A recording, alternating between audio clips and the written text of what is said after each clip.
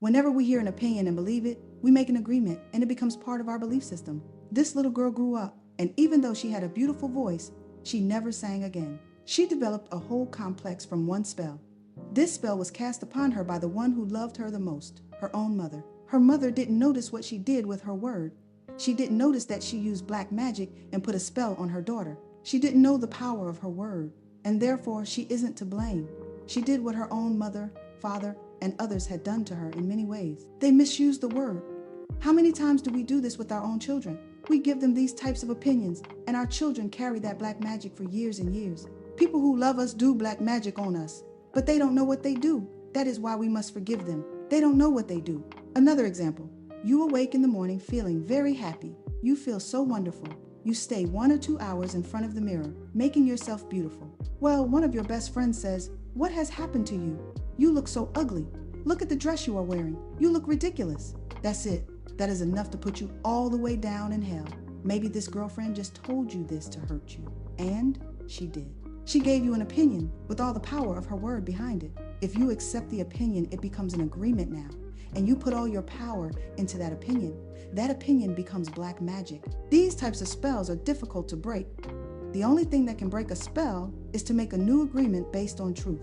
The truth is the most important part of being impeccable with your word. On one side of the sword are the lies, which create black magic.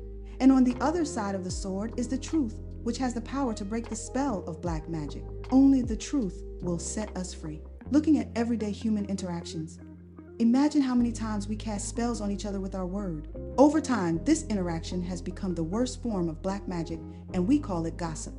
Gossip is black magic at its very worst because it is pure poison. We learned how to gossip by agreement. When we were children, we heard the adults around us gossiping all the time, openly giving their opinions about other people. They even had opinions about people they didn't know.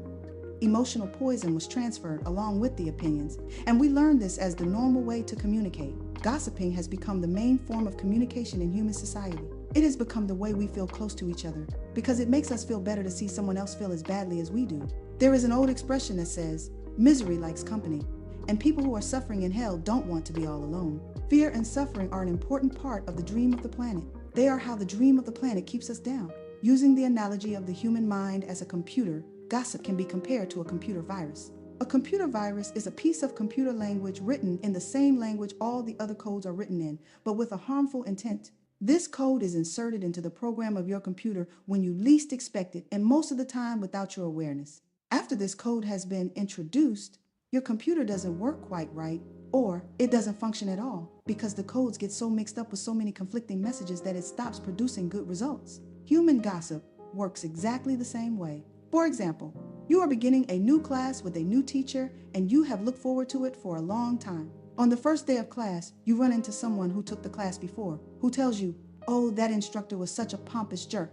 He didn't know what he was talking about, and he was a pervert too, so watch out." You are immediately imprinted with the word and the emotional code the person had when saying this, but what you are not aware of is his or her motivation in telling you. This person could be angry for failing the class or simply making an assumption based on fears and prejudices, but because you have learned to ingest information like a child, some part of you believes the gossip, and you go on to the class. As the teacher speaks, you feel the poison come up inside you, and you don't realize you see the teacher through the eyes of the person who gave you that gossip. Then you start talking to other people in the class about this, and they start to see the teacher in the same way as a jerk and a pervert.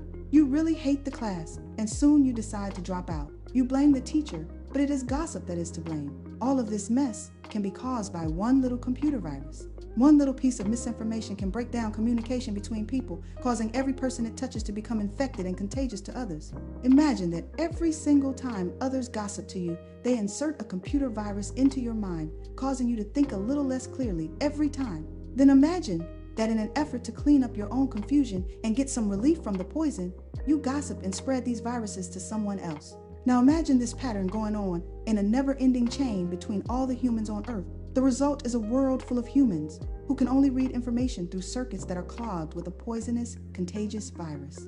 Once again, this poisonous virus is what the Toltecs called the mito, the chaos of 1,000 different voices all trying to talk at once in the mind. Even worse are the black magicians or computer hackers who intentionally spread the virus. Think back to a time when you or someone you know was angry with someone else and desired revenge. In order to seek revenge, you said something to or about that person with the intention of spreading poison and making that person feel bad about him or herself. As children, we do this quite thoughtlessly, but as we grow older, we become much more calculated in our efforts to bring other people down. Then we lie to ourselves and say that person received a just punishment for their wrongdoing. When we see the world through a computer virus, it is easy to justify the cruelest behavior. What we don't see is that misuse of our word is putting us deeper into hell. For years, we have received the gossip and spells from the words of others, but also from the way we use our word with ourselves. We talk to ourselves constantly, and most of the time we say things like, "Oh, I look fat, I look ugly, I'm getting old, I'm losing my hair. I'm stupid, I never understand anything. I will never be good enough, and I'm never going to be perfect." Do you see how we use the word against ourselves? We must begin to understand what the word is and what the word does. If you understand the first agreement, be impeccable with your word, you begin to see all the changes that can happen in your life. Changes first in the way you deal with yourself, and later in the way you deal with other people, especially those you love the most. Consider how many times you have gossiped about the person you love the most to gain the support of others for your point of view. How many times have you hooked other people's attention and spread poison about your loved one in order to make your opinion right? Your opinion is nothing but your point of view. It is not necessarily true. Your opinion comes from your beliefs, your own ego, and your own dream. We create all this poison and spread it to others just so we can feel right about our own point of view. If we adopt the first agreement and become impeccable with our word, any emotional poison will eventually be cleaned from our mind and from our communication in our personal relationships, including with our pet dog or cat. Impeccability of the word will also give you immunity from anyone putting a negative spell on you. You will only receive a negative idea if your mind is fertile ground for that idea. When you become impeccable with your word, your mind is no longer fertile ground for words that come from black magic. Instead, it is fertile for the words that come from love. You can measure the impeccability of your word by your level of self-love. How much you love yourself and how you feel about yourself are directly proportionate to the quality and integrity of your word. When you are impeccable with your word, you feel good, you feel happy, and at peace. You can transcend the dream of hell just by making the agreement to be impeccable with your word. Right now, I am planting that seed in your mind. Whether or not the seed grows depends upon how fertile your mind is for the seeds of love. It is up to you to make this agreement with yourself. I am impeccable with my word. Nurture this seed, and as it grows in your mind, it will generate more seeds of love to replace the seeds of fear. This first agreement will change the kind of seeds your mind is fertile for. Be impeccable with your word. This is the first agreement that you should make if you want to be free, if you want to be happy, if you want to transcend the level of existence that is hell. It is very powerful. Use the word in the correct way.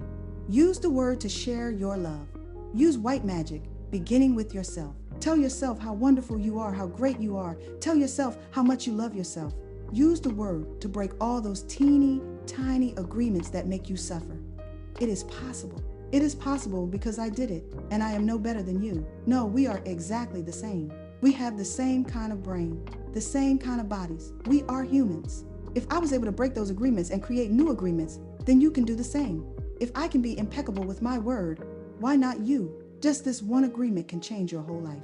Impeccability of the word can lead you to personal freedom, to huge success and abundance.